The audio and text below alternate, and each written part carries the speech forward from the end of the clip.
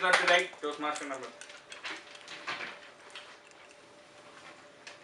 Seated beside one of those dingy, shabby walls and the huge dangling fan of Kolkata Coffee House, the guy looked at the girl smilingly and said, "You know what?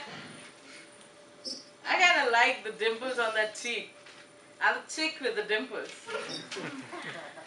Cheesy how it may sound, but to that, the girl blushed fiercely, so much that her cheeks, the dimpled cheeks, turned red.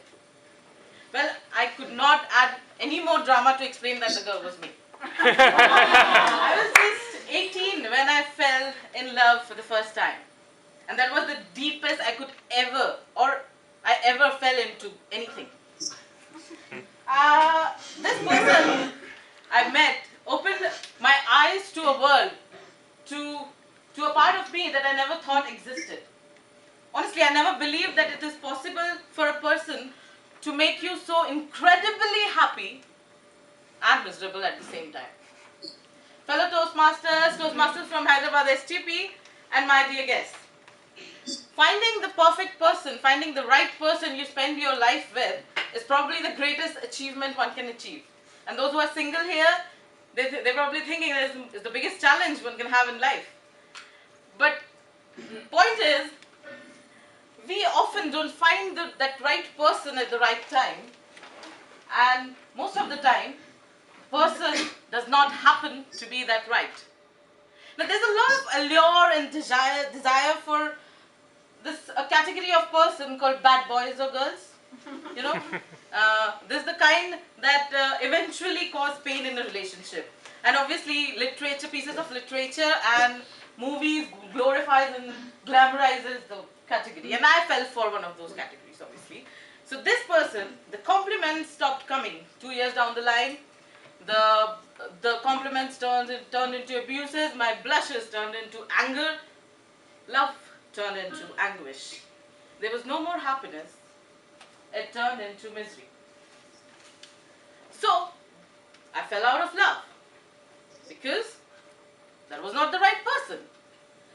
Your friends comfort you by saying that it's okay, you will find the right person, they'll come your way. And so I believed, I spoke this thing inside my head like a mantra. The right person will come and take away all the vivid memories of pain and turn those memories of pain into shadows or light, probably. So what happens next is we start making a list of all the things we don't want in the next person we would choose in life. So did I. Some people think they want a guy with a mustache who would swoon you over with his manly ways, or probably a girl who giggles and smiles in everything she says and fills your life with laughter.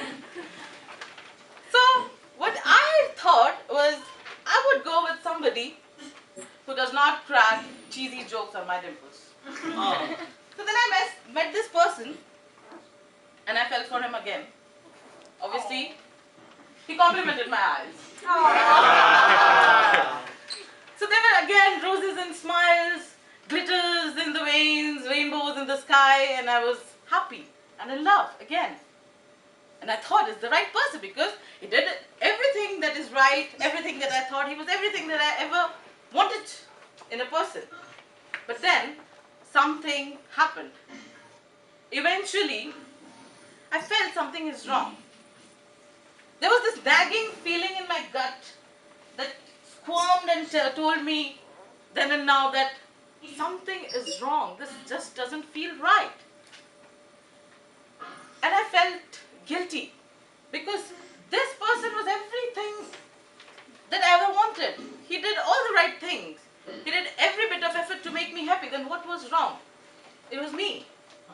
You know, for the first time in my life, I understood the meaning of those Hollywood English type of breakups where the girl says, or the guy says, "Honey, it's not you, it's me."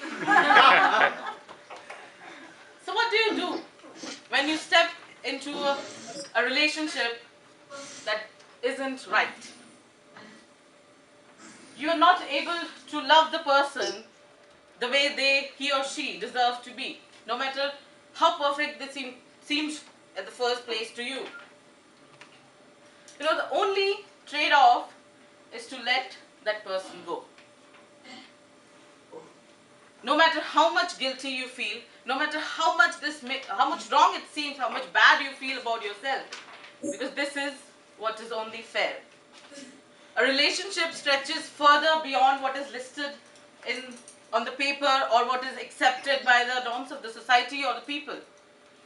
It's not until you find the flaws and be happy about it, you feel content with whatever is wrong with the person, you understand the person and find out joys out of it, out of every wrong thing, there's no compatibility between you two. And unless there's compatibility, it is a mere attraction and not love. And attraction fades. And like they say,